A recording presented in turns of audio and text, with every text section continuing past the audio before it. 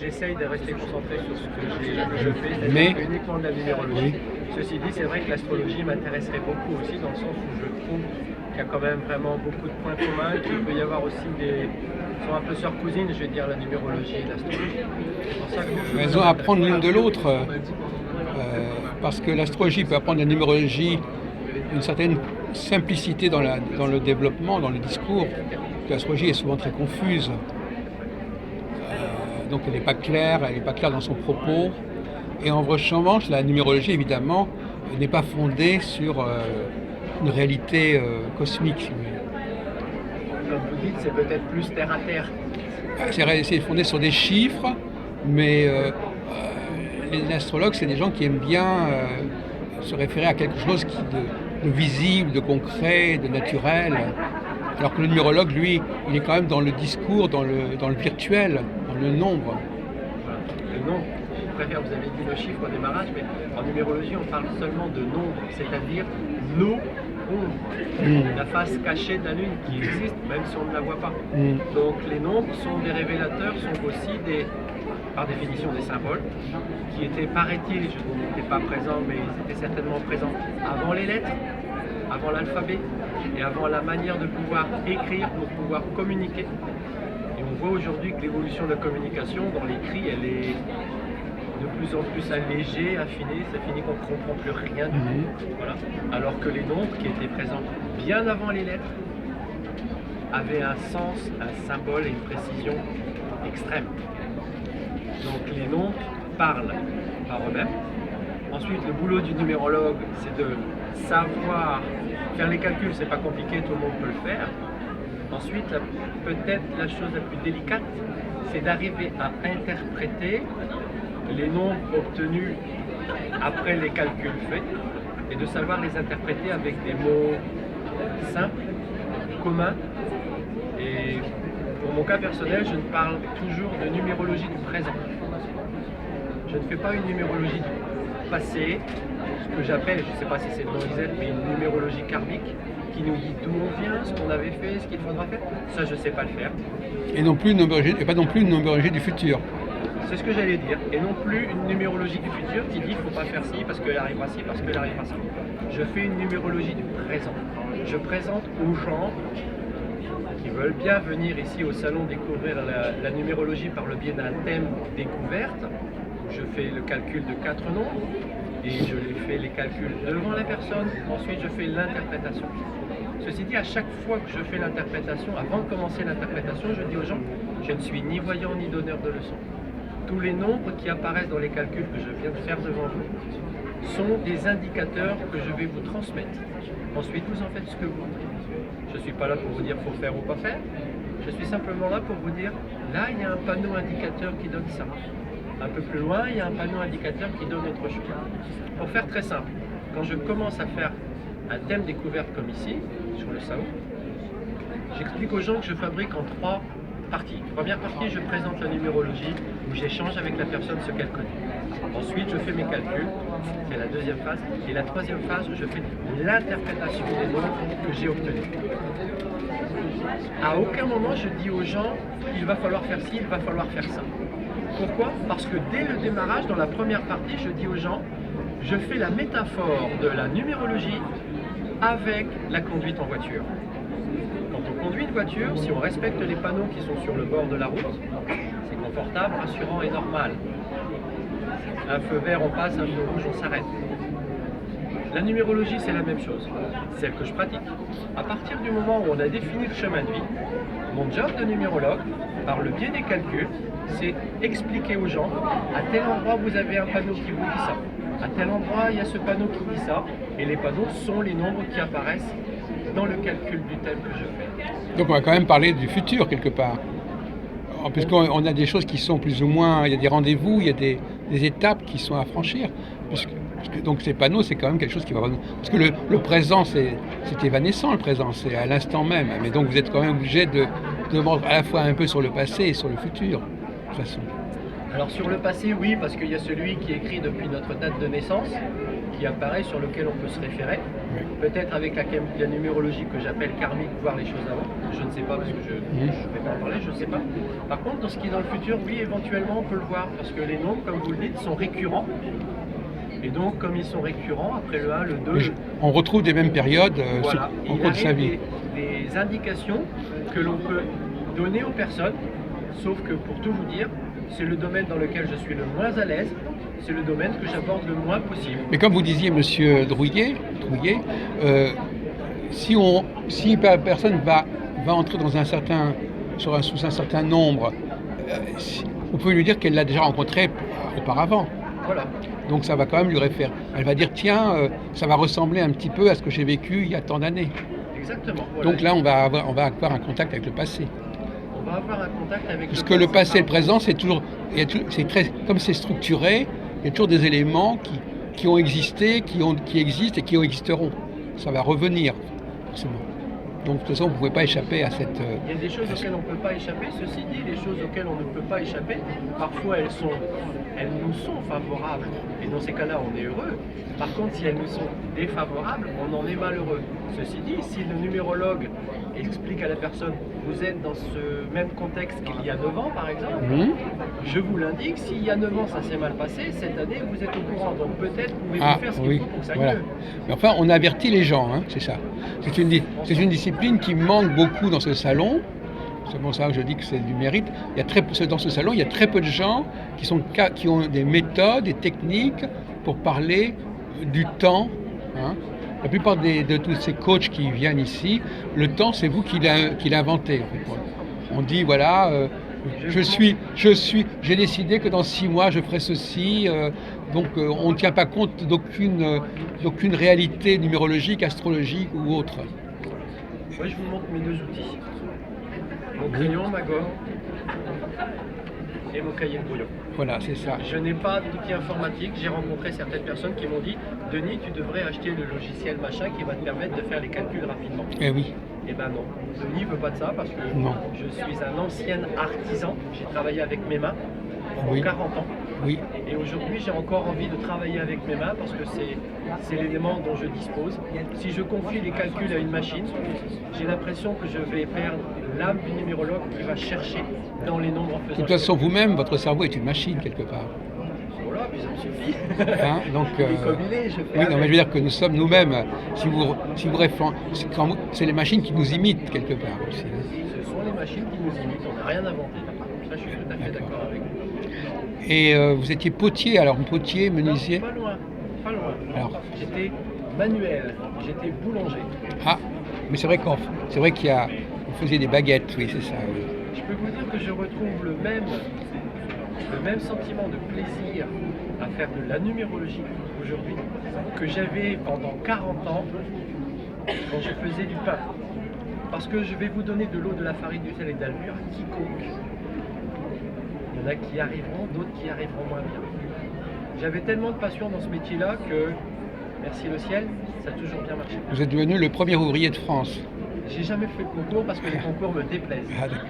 Concours, ça veut dire des gens qui essayent d'être meilleurs que les autres. Oui. La seule personne par rapport à laquelle j'essaie d'être meilleur, c'est moi. Bien sûr. J'essaye de m'améliorer avec mes compétences, mes qualités, mes limites et mes défauts. D'accord. Donc, vous disiez, la numérologie, elle fournit des données qui ne dépendent pas de nous, finalement. Nous pouvons en prendre connaissance, mais ce n'est pas nous qui les construisons, ce n'est pas nous qui décidons que dans tant de temps, on fera ceci ou cela. À la différence de nos amis du salon qui, eux, vous disent, voilà, déterminez votre propre calendrier, vous dites que dans 6 mois, vous ferez ceci. Est-ce que prenons le cas, quelqu'un qui veut faire quelque chose, qui veut construire quelque chose, quel usage il peut faire de la numérologie? Est-ce qu'on peut lui dire, par exemple, c'est pas le moment de faire ça, par exemple? Tout à fait. On peut, avec la numérologie, faire le thème d'une personne pour elle-même, savoir son évolution, savoir les cartes qu'elle a reçues dès sa naissance, et je dirais même les cartes que nous avons choisies à notre naissance. Ah, Alors là, ça pose le problème de comment on se... Si on croit aux vies antérieures, Oui, d'accord. on va revenir plus terre à terre. Mhm. Donc on peut le faire pour une personne, comme je propose ici au salon, pour des séances découvertes, première étape. On peut faire aussi de la numérologie pour un test de compatibilité entre deux personnes.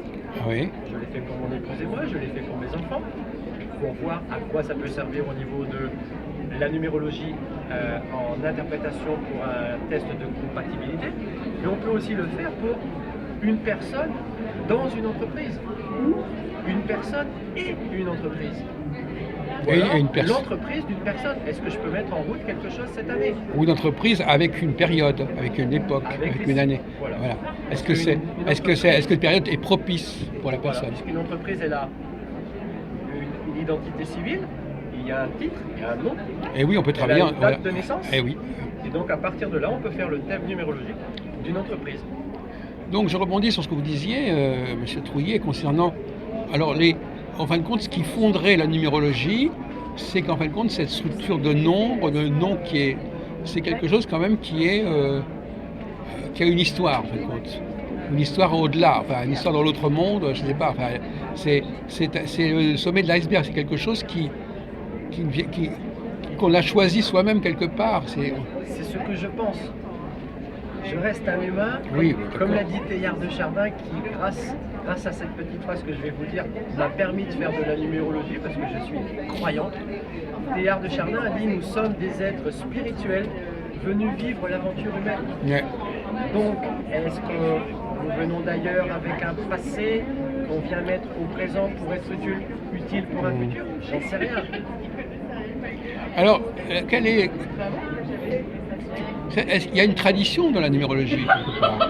Il y a une tradition de la signification des chiffres. Ou est-ce qu'on peut la réinventer en permanence? Ou est-ce qu'il y a des choses qui se sont établies? Voilà, on sait que le 7 c'est ça, le 8 c'est ça. On peut faire très court. Pour la numérologie, l'explication des nombres, on peut faire très court. C'est-à-dire on peut dire un mot pour un nombre, comme on peut faire un livre pour un nombre, et même pour une lettre. Il existe des émissions entières consacrées aux 7. Il existe des livres entiers consacrés aux 7. Donc pour répondre à votre question, il y a eu des choses qui étaient antérieures, je pense, à l'humanité, qui ont été proposées, qui sont disponibles et dont on les utilise. En l'occurrence, les nombres, qui étaient, à mon avis, d'après ce que j'ai pu comprendre, d'après ce que j'ai lu, qui étaient présents avant même l'alphabet. Excusez-moi de vous interrompre une seconde. L'alphabet, vous savez que les nombres, ce sont souvent des lettres. Comme les chiffres romains, par exemple, ce sont des lettres. Le V, le X, ce sont des chiffres, ce sont des romains. Et on peut même penser que dans certains cas, il y a des théories là-dessus, le dessin des nombres serait issu de l'alphabet. Aussi, je suis d'accord avec vous. C'est sûr que... Alors, à la limite, la question, c'est la suivante. Est-ce que c'était les lettres avant les nombres ou les nombres avant les lettres? Oui. Moi, je serais d'avis à dire que les nombres étaient présents avant les lettres. Il y a beaucoup moins de lettres, de nombres que de lettres. Il y a beaucoup moins de lettres que de nombres. Non, de nombres que de lettres, de chiffres. Des chiffres, il y a 9 chiffres, il y a 10 chiffres. Il y a 9 nombres. Alors qu'il y a 22, 26, 30 lettres. Après, c'est la combinaison qu'on va en faire que ça va... Alors, à la limite, savoir tout ça, c'est bien, mais à quoi ça sert? C'est quoi l'utilité des nombres? C'est quoi l'utilité des lettres? Qu'est-ce qu'on en fait? Qu'est-ce qui est plus utile? D'utiliser des nombres pour faire un thème numérologique et dire aux gens, vous fonctionnez comme ça, je pense que vous avez besoin de ci, ici il y a ça. Ou alors on prend les lettres, on dit voilà, le A ça veut dire ça, le B ça veut dire ça, le C ça veut dire ça. Non, je parlais d'un point de vue purement historique, je veux dire, je parlais pas d'un point de vue historique qui semblerait plutôt que les nombres soient quelques éléments des lettres qui soient utilisés. Voilà, les nombres étaient avant les lettres. Non, ce que je viens de dire, c'est que les nombres se servent des lettres. Il y a quelques éléments, quelques lettres qui servent à faire des nombres. D'accord, je suis d'accord avec vous. Et c'est ce qui est la base de la numérologie. Alors, dans les chiffres romains, on voit bien que ce sont quelques lettres qui servent aux chiffres romains, mais c'est une toute petite partie de l'alphabet. Et dans le cas des chiffres arabes, on se pose des questions sur l'origine des chiffres. Et moi, j'ai développé un travail là-dessus.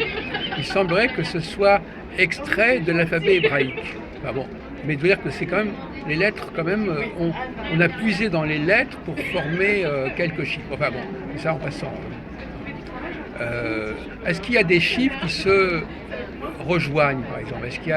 Est-ce qu'on peut les marier, les chiffres entre eux ou est-ce que ce sont des entités complètement séparées Et chaque nombre a sa signification et chaque nombre est le résultat parfois d'un sous-nombre. Ah, Quand on fait des calculs en numérologie, il arrive parfois qu'on ait des nombres supérieurs au 1, 2, 3, 4, oui. 5, 6, 7, 8, Oui. 9 dans les différents calculs. Quand dans ces calculs arrive un nombre à 4, à 3 ou à 2 nombres, on le réduit, ce qu'on appelle la réduction théosophique, pour obtenir un nombre entre 1 et 9. oui, tout à l'heure, vous parliez du 11 qui devrait devenir Voilà. 2. C'est là où je voulais en venir. Donc les 9 nombres sont la réduction de tous les nombres précédents. Par exemple, une personne qui, dans le thème, va obtenir un 26, on va aussi garder ce 26 qui est un sous-nombre que je vais réduire ensuite au 6 plus 2, 8, et je vais déjà interpréter le 8 en disant votre 8 provient du 26, un sous-nombre. Ah. D'où l'importance de connaître aussi les sous-nombres Oui. avant de connaître les nombres. Donc, par exemple, quelqu'un peut être 9, et ça peut être un 9 en 7 plus 2, ou un 9 en 6 plus 3, etc. Et ça ne sera pas le même 9. Ça ne sera pas le même. Ça n'aura pas la même provenance. Ouais, c'est Ensuite, intéressant. comme vous le disiez, il y a aussi des nombres un petit peu différents qui sont ce que l'on appelle les maîtres nombres. Le premier maître nombre, c'est le 11, le 22, le 33, mais on peut aussi prendre en considération le 44, le 55, le 66, le 77, le 88 et le 99. Tout ça, c'est des multiples de 11 quelque part. C'est quelque part des multiples de 11, tout à fait. Et le 11, quand il intervient dans un thème pour une personne, je précise à la personne, voilà, vous avez le maître nombre 11 qui nous donne une indication importante. Et j'explique à la personne, je vais pouvoir matérialiser devant vous le 11. Parce que le 11, c'est un maître nombre que je peux matérialiser. J'explique à la personne et je fais ce geste-là en disant le 11, c'est le grand 1. Parce que je suis croyant, je dis Dieu, mais on peut dire l'univers, la force cosmique, on l'appelle comme on veut. C'est le grand 1 qui appelle le petit 1, l'homme que je suis, ou la femme en l'occurrence, à grandir. Ça veut dire quoi? Ça veut dire que le 11, qui est maître nombre, nous indique que vous avez une puissance plus. C'est comme dans un jeu de cartes un atout majeur. Cet atout majeur, il est très puissant. Donc quand la personne a compris, ah oui, le 11, ça me parle bien, je complète mon explication en disant, ça c'est la valeur positive du 11. Parce qu'il y a aussi une valeur négative du 11. Et j'explique à la personne, si je vous dis le 11 septembre 2001, c'est un grand malheur. Paix à leur âme. Ce 11 qui était représenté aussi par les deux tours, il a été dramatique. Ça reste un 11. Et je vais continuer, avec les nombres, que ce soit un nombre ou un maître nombre, ils ont aussi bien une valeur positive que négative. Ils sont chargés des deux, on va dire en fin de compte. La différence, c'est l'utilisation qu'on va en faire quand on en aura conscience. Ce que vous avez dit tout à l'heure avec Martina Kretschmar, quand elle vous a parlé du 11, vous lui avez parlé de ça, vous lui avez dit, elle vous a demandé comment savoir si c'est positif ou négatif. Comment savoir si c'est positif ou négatif? Vous avez répondu que c'est l'usage qu'on en fait, enfin, je ne sais pas très bien comme ça. Voilà, c'est l'usage qu'on va en faire, mais l'usage qu'on en fera à partir du moment où on l'aura identifié ce 11. Si on n'identifie pas le 11 dans notre thème numérique, si on ne demande pas de thème, si on ne voit pas le 11, si on n'en a pas conscience, qu'il soit positif ou négatif, on ne le sait pas puisqu'on ne l'a pas identifié. Par contre, si au cours du thème, on identifie le 11, que mon boulot numérologue, c'est dire il y a du 11 là, faites attention, c'est très puissant. Le 11, c'est la force. Dans les cartes du tarot, c'est la 11e lame, c'est la force, c'est très puissant. Donc, ce que vous en faites, madame ou monsieur, c'est à vous de choisir. Je ne suis ni voyant ni donneur de leçons. Le 11 qui apparaît ici semble dire ça. À vous d'en tenir compte ou pas. Alors, je reviens, petite digression. Vous savez, par exemple, que si le 2, par exemple, si, comment dirais-je, par exemple, vous transcrivez quand même les lettres en chiffres, quelque part. Non. en nombre. Donc par exemple, si quelqu'un a un B dans son nom, ça devient un 2, Oui, parce que c'est la deuxième lettre de l'alphabet. voilà. Donc ça montre bien le rapport qu'il y a entre les chiffres et l'alphabet. Et non. Ben oui, et les nombres, parce que puisqu'à définition, le D, c'est oui, c'est voilà, le 4 parce que c'est la quatrième lettre. Voilà. Donc c'est le statut de la lettre qui détermine. Donc finalement, l'alphabet, lui, est très marqué par les nombres, de toute façon. À la limite, l'un ne va pas sans l'autre aujourd'hui. Oui, c'est ça. Et en numérologie, justement, c'est la conjugaison des deux. Alors je voulais vous poser une question qui m'a toujours embarrassé à propos de la numérologie. C'est est-ce qu'on est sûr de l'ordre des lettres? Parce que si c'est l'ordre des lettres détermine leur valeur numérique, est-ce que cet ordre des lettres, il n'a pas été corrompu, il est resté inchangé?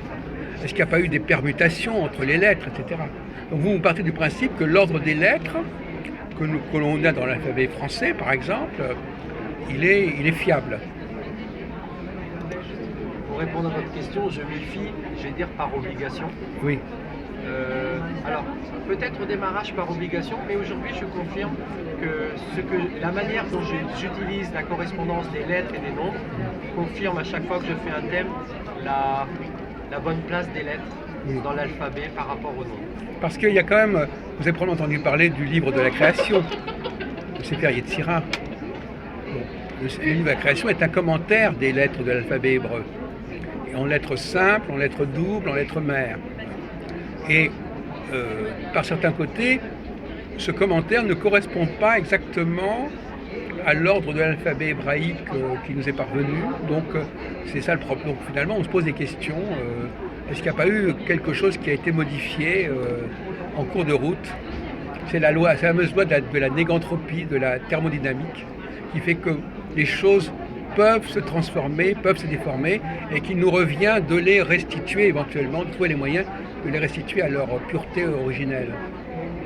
Je vais reprendre ma phrase de tout à l'heure de Teilhard de Chardin qui dit « Nous sommes des êtres spirituels venus vivre l'aventure humaine ». Et dans cette aventure humaine qui est purement matérielle, il y a des choses, comme vous dites, qui changent. Et à l'image de ce que vous venez de dire pour l'alphabet hébraïque, moi il y a une chose qui m'a énormément perturbé en tant que catholique croyant et pratiquant, c'est quand en 2014, le lectionnaire du dimanche a été modifié. On a changé des lettres, on a changé des mots dans la lecture de l'évangile. Ça me troublait. Ah bon? Je ne suis pas au courant, excusez-moi. Le Notre Père vient d'être encore modifié pour être plus facile, plus court. Ah oui. Je suis perturbé. Ah, c'est pour oui. ça que je fais de la numérologie. Oui. Comme vous venez de dire, je ne vais pas dire que je vais restituer une vérité, Oui. mais pardonnez-moi, j'ai le désir d'utiliser ce qui existait et d'être carré en disant voilà, ça change pas. Par exemple, De quel droit des hommes se sont autorisés à changer des mots écrits dans la Bible sacré, à l'intérieur duquel on a changé des phrases, on a changé des mots pour que ce soit plus populaire. Ça m'a dérangé. Oui. Ça, c'est une question compliquée. Non, mais moi, ça me parle, parce que moi, je suis dans ce domaine. Mais effectivement, on pourrait vous répondre que si les choses ont déjà été... Il faut être capable de corriger ce qui a été déformé. On pourrait vous dire ça aussi. Oui, si on a déformé ce qui était normal et qu'on a corrigé ce qui était corrigeable, on s'en sort plus. Oui, d'accord. Non, mais enfin, c'est un vaste sujet sur lequel on pourrait discuter très longtemps, mais je ne vais pas vous épuiser sur ce point. Mais c'est vrai que la critique biblique, il y a des choses qui ont pu être rajoutées ou qui ont pu être supprimées. Bon, je ne veux pas... j'aimerais bien qu'on m'explique. Je ne veux pas vous perturber Avec ça, j'aimerais qu'on m'explique. Voilà. Ben, écoutez, on en parlera à une autre occasion, mais on va continuer sur votre sujet, numérologie. Finalement, comme je vous disais, l'astrologie, telle qu'elle est aujourd'hui, elle n'est pas aussi cohérente, aussi claire dans son discours que la numérologie, parce qu'elle est un petit peu saturée d'informations. Toutes ces planètes qui se mélangent, etc. Alors que la numérologie, elle est beaucoup plus simple dans son discours, dans sa détermination des périodes, des dates, etc. Et l'astrologue, lui, il a une planète par-ci, une planète par-là, et il se noie très facilement. L'astrologue se noie très facilement. C'est pour ça que, d'une certaine manière, l'astrologie se prête plus à la voyance que la numérologie, parce que l'astrologue, il est devant un ensemble tellement compliqué que pour pouvoir s'en sortir, il faut qu'il fasse de la voyance, vous voyez ce que je veux dire ? D'accord. C'est-à-dire qu'il faut que son cerveau il sature tellement qu'il peut s'en sortir que par des choix. Alors que le numérologue, lui, comme c'est relativement simple, il n'a pas besoin de faire appel à la voyance. Il n'y a pas de choix à faire, en fin de compte, c'est assez carré, quoi. Oui. Quand on fait le thème, quand on fait les calculs, on voit le nombre de l'expression, le nombre du mot intime, Oui. de l'élan spirituel, c'est clair, c'est carré, c'est cadré. On est obligé d'interpréter le nombre qui apparaît. Et c'est sûr que par rapport à un astrologue, comme vous le dites, parfois c'est un petit peu diffus, c'est un petit peu pas toujours facile à Le comprendre. thème natal, tout ça, C'est pas facile à comprendre. Peut-être que il faut qu'il va puiser dans un domaine plus intuitif, finalement, paradoxalement. Parce que mais je ne peux pas avoir d'opinion sur la. Parce qu'il ne sait pas l'astrologie, par je quel. connais pas. Non, mais je veux dire que je vous le dis comme ça, c'est tellement complexe pour pouvoir trouver comment aborder le problème, il faut qu'il y mette du sien, et il faut qu'il s'implique, parce que ça se structure pas tout seul. Voilà. C'est vrai que la numérologie, elle, on va dire par comparaison, la numérologie, on détermine le chemin de vie à partir de la date de naissance. Cela dit, moi j'appartiens à une école d'astrologie où justement nous essayons que l'astrologie soit aussi claire que la numérologie. Je serais tellement heureux de partager avec vous ce que vous faites en numérologie pour une personne et que je fasse la même chose en numérologie pour voir comment vous, en tant qu'astrologue, vous présentez le thème à la personne et en tant que numérologue, comment moi je présenterai le thème à la personne et à la limite, ça serait la personne qui serait notre juge et nous dirait ça j'ai compris, ça j'ai pas compris et on pourrait peut-être faire avancer les choses. Oui, mais je parle de l'astrologie telle que moi je la défends, pas l'astrologie traditionnelle. Je me suis bien expliqué là-dessus. C'est pas seulement, je dis, on travaille sur une astrologie qui va dans le sens d'une clarification qui n'est pas celle de l'astrologie traditionnelle. Je ne sais pas faire la différence, je suis désolé. C'est-à-dire que par exemple, on n'utilise pas toutes les planètes, par exemple, on n'a pas autant de divisions, il y a des tas de choses qui peuvent être simplifiées, décantées. C'est pour ça que dans le cas de l'astrologie, on peut vraiment dire que il y a comme elle est telle qu'elle est aujourd'hui, on ne peut pas dire qu'elle est dans son état originel, c'est pas possible. Elle a été déformée, elle a été perturbée, parce qu'il y a eu de nouvelles planètes qui ont été découvertes. Il y a des tas de choses qui ont. Bon, la numérologie, alors vous la situez, depuis combien de temps elle est-elle stabilisée, la numérologie, monsieur Trouillet? Je n'ai pas fait de recherche historique. Oui. Ceci dit, dans les livres que j'ai achetés et que j'ai butinés, enfin même lu avec passion, il serait possible, je dis bien il serait possible parce que je n'étais pas présent, que les Atlantes possédaient déjà l'art de la numérologie, qui aurait été transmis aux Babyloniens, qui aurait été copié par les Égyptiens, qui aurait été reprise par les Grecs et par les Romains, et aujourd'hui on aurait celle qui est en place aujourd'hui, celle que je pratique. Oui. C'est tout ce que je peux vous dire sur l'historique de la numérologie. Et alors vous avez, je voudrais qu'on aborde la question de la typologie. On a des types de personnes liées à un nombre, c'est ça? Il y a des gens qui sont type 3, type 4, type 5. Ça ressemble plus à l'énéagramme, ça, je crois. Oui, donc vous n'êtes pas comme ça. Parce que cette dame avec qui on a parlé, Martine Créchevin, elle disait qu'elle était plutôt genre type 11, je ne sais pas quoi. Oui. Ça vous parle, ça? Alors, justement, c'est un peu comme la numérologie n'a pas vocation à donner un chiffre à la personne. Alors, quand je fais le thème numérologique, je pense tous les numérologues, on donne l'indication principale qui est le nombre du chemin de vie. Bon, d'accord. Et à partir de là, à partir du chemin de vie, on va faire différents calculs qui vont nous donner différents panneaux. Oui. Ceci dit, le chemin de vie correspond à une réalité de la personne, à un choix de la personne. Donc son choix... Un choix qu'elle aurait fait à la naissance. Avant, je veux dire, c'est une façon de parler. C'est ça Et cette incarnation-là, dans ce chemin de vie-là, donne des indications sur la personnalité du thème que l'on étudie. Après, il y a plein de facteurs qui rentrent en ligne de compte et qui vont moduler un petit peu ces choses-là. Je vais prendre un exemple très simple. Quelqu'un qui va avoir un chemin de vie 3 et qui aura comme nombre manquant le 3, c'est-à-dire qu'il n'aura pas dans son état civil complet de lettres de valeur 3, c'est-à-dire qu'elle n'aura pas de lettre C, ni de lettre L, ni de lettre U, cette personne-là aura, dès le démarrage de son incarnation, quelques difficultés, puisque son chemin de vie qui est 3 est un nombre manquant dans la grille d'inclusion. Déjà une première information.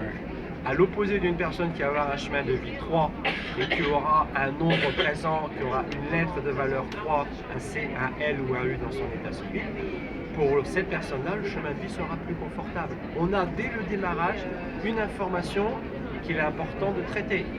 Donc chemin de vie 3, aucune lettre de valeur 3, qu'est-ce qu'il faut faire? Eh bien, il faut faire le thème complet et aller chercher tous les endroits à l'intérieur du thème où se trouve le 3.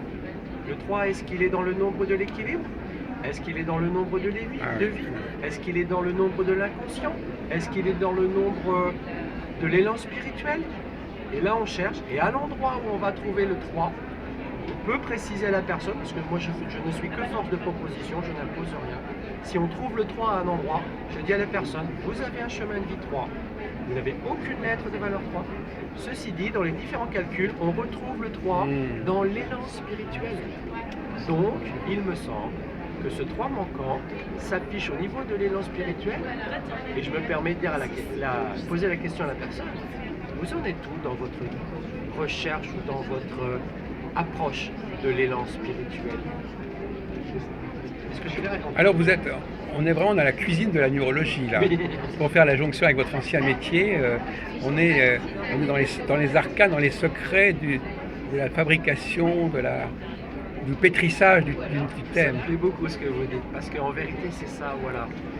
Je vais faire la métaphore avec la boulangerie. Vous pouvez mettre dans un fourni 20 boulangers avec 200 kg de farine et dire aux 20 boulangers faites du pain, vous aurez 20 fois du pain différent. Pourquoi?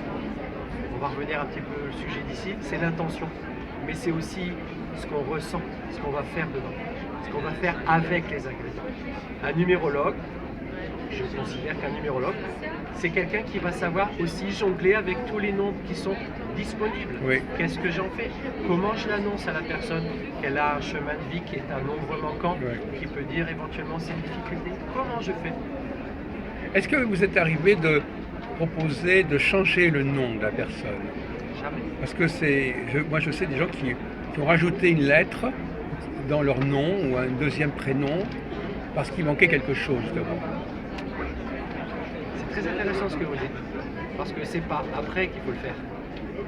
C'est au moment de la naissance, quand on sait qu'on va, je vais bientôt être papy, quand on sait que quelqu'un va naître, on peut préparer les différents, ne serait-ce que les différents prénoms pour l'enfant, pour lui donner les bons outils. Je vais faire un truc très simple. Plus on va avoir de prénoms dans notre état civil, plus on aura de lettres, plus on aura de noms. C'était la mode d'avoir 3 prénoms, moi j'ai 3 prénoms.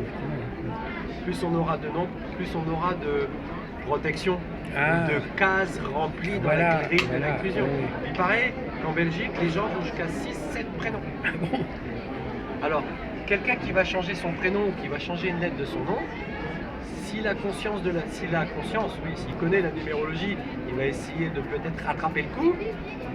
Je ne sais pas ce que ça donne, je ne sais pas. Par exemple, ma sœur, elle a à 14-15 ans, elle a opté pour son deuxième prénom, elle a abandonné son premier prénom, par exemple. Ceci dit, en tant que numérologue, quand je fais le thème numérologique d'une personne, je prends l'identité présente sur la carte d'identité. Voilà. Quels que soient les diminutifs qu'on emploie entre nous, qui ont aussi leur influence, je prends l'identité marquée sur la carte. Ah oui. Mais n'empêche que le fait de répondre à un certain... Alors, qu'est-ce que vous pensez de la vibration du prénom, par exemple le fait d'être associé à tel prénom, ça vous marque quelque part. C'est peut-être pas la numérologie, ça. Mais c'est... En numérologie, on explique que le premier prénom, c'est ce qu'on appelle le premier prénom actif, correspond à notre mode de fonctionnement. C'est-à-dire que la totalité des lettres du premier prénom nous donne le mode de fonctionnement prioritaire de la personne. Je m'appelle Denis, quand on dit Denis, tac, je réagis. Mon mode actif. Le deuxième prénom nous donne des informations sur le mode émotif, émotionnel de la personne. On voit comment elle fonctionne dans ses émotions. On a des indications. Et le troisième prénom nous donne des informations sur les dons éventuels de la personne. Et le nom de famille, qu'on appelle le nom héréditaire. est celui qu'on a hérité, avec lequel il faut faire. Ah bon, c'est intéressant de savoir qu'il faut avoir plusieurs prénoms. Moi, par exemple, je ne savais pas que c'était bien d'avoir 3 prénoms. Vous avez de la chance. Et donc, chaque un de mes prénoms me sert à quelque chose de différent. Chaque prénom sert à quelque chose de différent. Je vais vous donner un exemple tout simple. Si on est dans l'ordre de préparer un prénom pour un enfant à venir, j'explique souvent que, puisque le deuxième prénom c'est celui des émotions, oui. vous vous rappelez, il est important, il est même favorable pour que la personne, l'enfant à venir, il ait en deuxième prénom un prénom qui commence par une lettre de valeur 7. Soit un G, soit un P, soit un Y. Ah. C'est plus favorable puisque le 7 c'est le nombre de l'esprit. Donc l'esprit dans les émotions, c'est royal. Ah, très bien. Donc là, on pourrait faire un bon bouquin là-dessus. Hein. Ça n'a pas été abordé, cette question. Choisissez votre prénom, choisissez le prénom de vos enfants, le deuxième, le troisième, etc. Tout vous dire, la première conférence que j'ai faite pour aller nommer à Cultura à Reims, j'ai expliqué justement que le choix du prénom d'un enfant était important. Un enfant qui va naître avec un prénom qui a pour initiale la même valeur que son chemin de vie semble indiquer qu'il peut y avoir des difficultés de vie. C'est pas conseillé. C'est pas conseillé.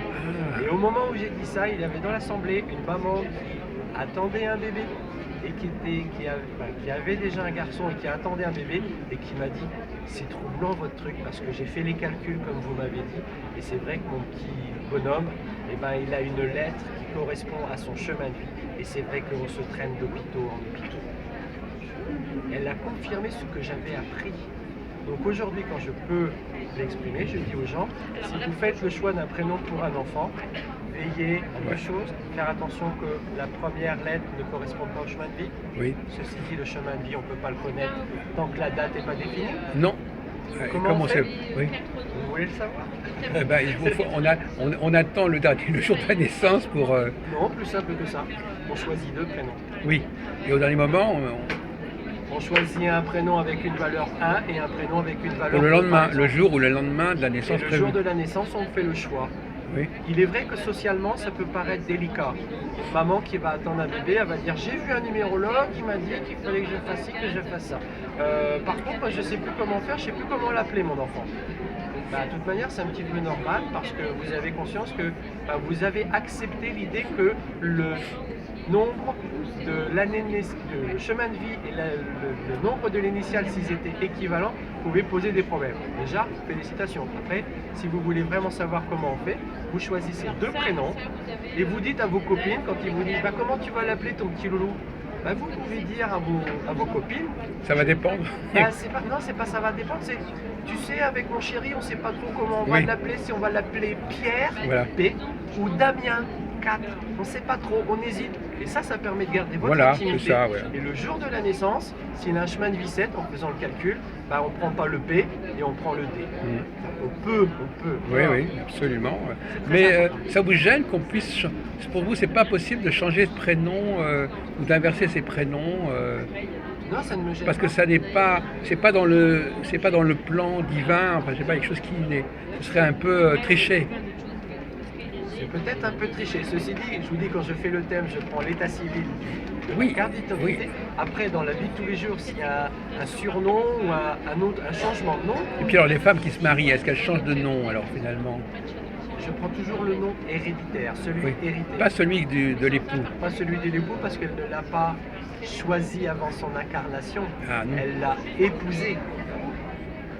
Donc réellement, vous êtes un numérologue qui parle beaucoup de l'incarnation finalement. Je ne sais pas quelle est la proportion de numérologues qui pensent comme ça. Et je pense qu'il y a des numérologues qui ne vont pas jusque-là. Je ne sais pas comment ils justifient leur numérologie. Mais je crois que vous êtes quelqu'un d'exigeant. Donc effectivement, il faut bien que ces nombres fassent sens pour nous, quelque part, dans nos mémoires cellulaires. Parce que finalement, c'est une décision que nous avons oubliée. Donc nous payons les effets, mais ça renvoie, non, parce que je dis ça parce qu'aujourd'hui, dans le scalon, on parle des mémoires cellulaires, on parle de mémoires oubliées, refoulées, qui jouent sur nous, mais dont on prend. Donc la numérologie nous permet de comprendre, d'entrer dans des choix que nous avons faits nous-mêmes avant la naissance. Donc ça nous permet de renouer avec une époque de notre vie qui est prénatale en quelque sorte. Je confirme. Ce que vous dites, c'est je confirme. Et je vais même redire une petite phrase que j'ai lue dans un tout petit livre que Sainte Thérèse avait toujours avec elle. C'était à l'imitation de Jésus. Et dans ce petit livre que je lis tous les matins, il est marqué chaque jour, pose-toi la question, pourquoi ai-je quitté le ciel? Donc c'est là où je me suis autorisé à penser que certainement il y avait des incarnations précédentes. Et à votre avis, finalement, Denis Trouillet, est-ce que les chrétiens apprécient votre démarche? Je pense pas. Pourquoi? Parce que finalement, vous essayez de faire en sorte que ça puisse être compatible, non? Je ne sais pas. Ah, c'est mon vœu le plus cher. Ah oui, c'est mon vœu le Mais plus cher. qu'est-ce qui gêne les chrétiens dans cette... Alors, je ne peux pas parler des chrétiens d'une manière Non, générale. mais pas vos- Ceux que j'ai côtoyés. ceux que vous avez côtoyés, oui. Me disaient, mais Denis, tu te rends compte, c'est pas bien ce que tu fais. Ah bon? C'est de la voyance. Et j'ai commencé à chercher à expliquer, puis quand j'ai vu que j'avais en face de moi des gens pas complètement ouverts, j'ai dit, c'est pas grave, Oui. c'est pas grave, je suis toujours croyant. Oui, en même temps, pour vous, c'est... Enfin, bon, est-ce que les chrétiens, alors, une question que je vous pose, vous en tant que chrétien, est-ce que les chrétiens, ils admettent l'idée que l'on fasse des choix avant la naissance de ce qui va nous arriver? Il me semble que ça s'appelle la... Il y a un mot justement pour parler des vies antérieures et de la réincarnation. Ça s'appelle la... Non, c'est pas la... Ça s'appelle... Le mot m'échappe. Mais il y a un mot qui précise, qui donne une information sur les vies antérieures, sur les réincarnations possibles. Ça s'appelle la... Oh, je vais trouver le mot. Parce que la vie antérieure, c'est un autre sujet. Et puis, enfin, c'est un peu la même chose, mais c'est... Quand on s'incarne, ça ne veut pas dire qu'on a une vie antérieure. Sauf si on répète je crois en Dieu qui se termine, je crois en Dieu le Père éternel. Et à la vie éternelle, si elle est éternelle la vie, elle avait un début avant notre existence sur Terre, Oui. avant, et elle aura une continuité après notre... Mais non, mais une vie intérieure, ça veut dire la réincarnation. On peut très bien imaginer que les gens vivent dans une autre dimension et qu'ils ne se réincarnent qu'une seule fois, ou qu'ils ne s'incarnent qu'une seule fois. Je sais pas trop là. Non, mais je vous dis, je ne cherche pas à régler, je dis simplement que ça n'exige pas. En tout cas, on se rapproche de la notion de karma, là, de karma. Tout à fait. Oui. Donc c'est une numérologie karmique. Mais vous avez dit tout à l'heure que vous ne vouliez pas, vous avez rejeté cette formule tout à l'heure. Je ne la rejette pas. Je ne suis pas à l'aise avec. Ce n'est pas confortable pour moi. C'est pour ça que je fais une numérologie du présent. Et dans la numérologie du présent, il y a parfois des nombres qui sont manquants dans l'état civil et qui sont ce qu'on pourrait appeler, ce qu'on appelle même des dettes karmiques. Et donc quand il y a une absence de nombre dans la case, j'explique aux gens, il semblerait que cette case est à remplir. Et comment faire pour la remplir? Je vous donne mes petites infos, vous en faites ce que vous voulez. Ceci dit, avant de le dire aux gens, je me suis aperçu que moi aussi j'avais des cases manquantes dans ma grille. Et je me suis dit, Denis, comment tu fais pour parler de développement personnel pour les autres si toi tu n'es pas au courant et tu n'es pas au fait avec toi-même? Donc il me manque des cases, il y a des cases qui sont vides. Et je me suis dit, qu'est-ce que je fais avec ça? Eh bien, je me pose la question, j'en suis où de ma relation avec ce nombre? Et j'en suis où dans ma relation avec cet autre nombre? Et en fin de compte, j'ai trouvé des réponses, parce qu'elles ne sont pas que des réponses verbales et des belles paroles, elles sont aussi des actes. Alors, il y a une autre question qui me préoccupe, c'est qu'en fin de compte, c'est pas si simple de numérologie, parce que vous avez quand même 9 ou 10 nombres. Et que chacun de ces nombres a des significations qui lui sont propres. Donc ça fait quand même une typologie relativement riche, finalement, relativement diverse. Moi je suis, pour ne rien vous cacher, moi je suis pour une typologie au maximum ternaire. C'est-à-dire que déjà, travailler sur 3 niveaux, ça me paraît déjà très intéressant.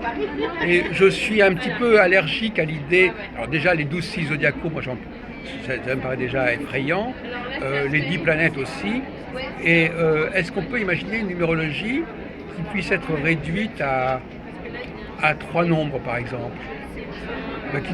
Le 9, est-ce qu'on peut pas passer? Est-ce que le 9, ça fait déjà beaucoup, le 9? 0, ça n'existe pas, le 0, quelque part, dans la numérologie.